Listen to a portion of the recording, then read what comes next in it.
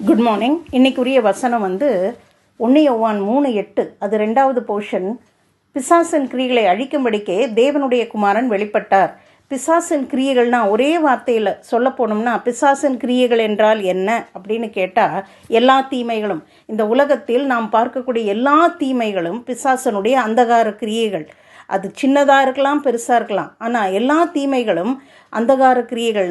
நன்மையான எந்த ஈவும் பூர்ணமான எந்த வரமும் ஜோதிகளின் பிதாவினிடத்திலிருந்து புறப்பட்டு வருகிறது என்றுடைய வேத வார்த்தையின்படி, அவருடைய வேத வார்த்தையின்படி எல்லா நன்மைகளும் கர்த்தரிடத்திலிருந்து வருகிறது. அப்போ எல்லா தீமைகளும் பிசாசனிடத்திலிருந்து வருகிறது. அப்போது இந்த உலகத்தில் மாம்சத்தில் வெளிப்பட்டு தேவகுமாரனாகி இயேசு கிறிஸ்து வெளிப்பட்டு நம்மை அவனுடைய பிடியிலிருந்து விடுதலையாக்கும்படிக்கு, அந்தகார கிரியிலிருந்து நம்மை விடுதலையாக்கும்படிக்கு, அவனுடைய கிடுக்கு பிடியிலிருந்து நம்மை விடுதலையாக்கும்படிக்கு தேவனுடைய குமாரன் வெளிப்பட்டார். நமக்கே தெரியாமல் நிறைய அந்தகார கிரியைகள் நம்முடைய வாழ்க்கையில் இருக்கலாம். இது பிசாசின் கிரியையா? உதாரணத்துக்கு வியாதின்றது பிசாசின் கிரியை. ஆனால் கிறிஸ்தவர்கள் என்ன சொல்கிறாங்க? அது தேவன் கொடுக்குறார், ஏதோ ஒரு நோக்கத்துக்காக கொடுக்குறாருன்றாங்க. அப்போ அந்த வியாதியை கூட நம்ம பிசாசின் கிரியைகளை ஐடென்டிஃபை பண்ண முடியல பாருங்கள். அப்போ நாம் கரெக்டாக விசுவாசிக்கிறது ரொம்ப முக்கியமாக இருக்குது. பிசாசின் கிரியைகளை அழிக்கும்படிக்கே தேவனுடைய குமாரன் வெளிப்பட்டார்.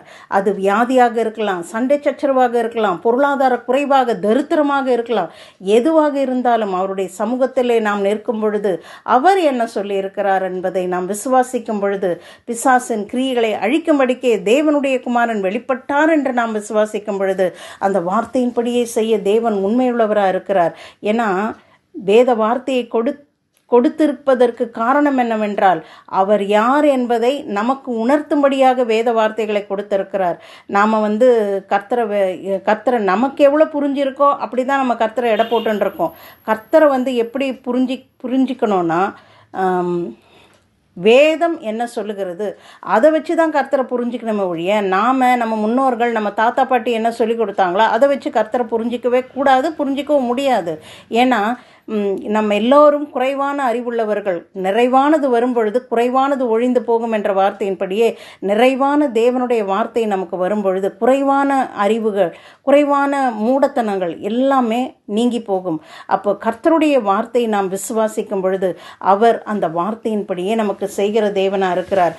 எந்த ரூபத்தில் பிசாசின் கிரியைகள் இருந்தாலும், தீமையான காரியங்கள் எதுவாக இருந்தாலும் கர்த்தருடைய சமூகத்தில் நாம் நிற்கணும். கர்த்தாவை, பிசாசின் கிரியைகளை அழிக்கும்படிக்கே தேவனுடைய குமாரன் நீர் வெளிப்பட்டீரே, அதே போல என் குடும்பத்தில் இருக்கும்படி அந்த பிசாசின் அந்தகார கிரியைகளை இயேசுவின் நாமத்தினாலே கணிந்து கொள்கிறேன், அதை புறம்பே தள்ளுகிறேன் இயேசுவின் நாமத்தினாலே சொல்லணும். அப்போ அது தன் வல்லமையை இழந்து போகும். ஏன்னா இயேசுவின் நாமத்திற்கு கீழ்ப்படியாத எதுவுமே கிடையாது. எல்லாரும் இயேசுவின் நாமத்திற்கு கீழ்ப்படியணும். வானோர் பூதலத்தோர் பூமியின் கீழானோருடைய முழங்கால் யாவும் படிக்கும், நாவுகள் யாம் அறிக்கை பண்ணும்படிக்கும் எல்லா நாமத்துக்கும் மேலான நாமமாக அவருடைய நாமம் உயர்த்தப்பட்டிருக்கிறது. கல்வாரி சிலுவையின் வேலை முடிந்த பிறகு பிசாசுகளுக்கு என்ன கட்டளையிடப்பட்டிருக்குன்னா, என் நாமத்தினாலே உன்னை வெளியே புறம்பே தள்ளும் பொழுது நீ அந்த வீட்டை விட்டு வெளியேறித்தான் ஆக வேண்டும் என்று பிசாசுகளுக்கு எல்லாம் கட்டளையிடப்பட்டிருக்கிறது. அப்போ நாம் அதை விசுவாசித்து பிசாசின் கிரியைகளை அழிக்கும்படிக்கே தேவனுடைய குமாரன் வெளிப்பட்டார் என்று விசுவாசித்து நம்முடைய வாழ்க்கையிலே எந்த ரூபத்தில் பிசாசின் கிரியைகள் இருந்தாலும் அதை இயேசுவின் நாமத்தினாலே நாம் வெளியேற்றும் பொழுது கண்டிப்பாக அந்த பிசாசு அந்த வீட்டில் இருக்கவே முடியாது. ஏன்னா இயேசுவின் நாமம் தான் மேலான நாமம். வானத்தின் கீழெங்கும் ரட்சிக்கப்படும்படிக்கு இயேசு என்ற நாமமே இல்லாமல் வேறொரு நாமம் கட்டளையிடப்படவில்லை. நாம் ஜெபிப்போம். ஜீவிக்கிற எங்கள் நல்ல ஜீவனுள்ள தேவனை, இயேசுவின் நாமத்தினாலே உடைய சமூகத்திலே வருகிறோம். கர்த்தாவை, பிசாசின் கிரியைகளை அழிக்கும்படிக்கே தேவனுடைய குமாரன் வெளிப்பட்டீரே, மக்கே ஸ்தோத்திரம்.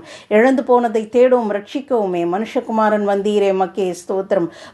பாவிகளை ரட்சிக்க கிறிஸ்து இயேசு உலகத்திற்கு வந்தார் என்ற வார்த்தை உண்மையும் எல்லா அங்கீகரிப்புக்கும் பாத்திரமாக இருக்கிறதே, மக்கே ஸ்தோத்திரம். எங்களுக்கு ஜீவன் உண்டாயிருக்கும், அது பரிபூர்ணப்படவும் வந்தீரே, மக்கே ஸ்தோத்திரம். எல்லா தீங்குக்கும் எங்களை நீர் விலக்கி பாதுகாக்கிறதற்காக மக்கே ஸ்தோத்திரம். இந்த பூமியிலே எங்களுக்கு நல்வாழ்வை, நீடித்த வாழ்வை தந்து எங்களை ஆசிர்வதிக்கிற தேவன் உண்மையுள்ளவராக இருக்கிறீரே. கர்த்தர் நல்லவர், உம்முடைய கிருபை என்றும் உள்ளது. கர்த்தர் நல்லவர், உம்முடைய கிருபை என்றும் உள்ளது.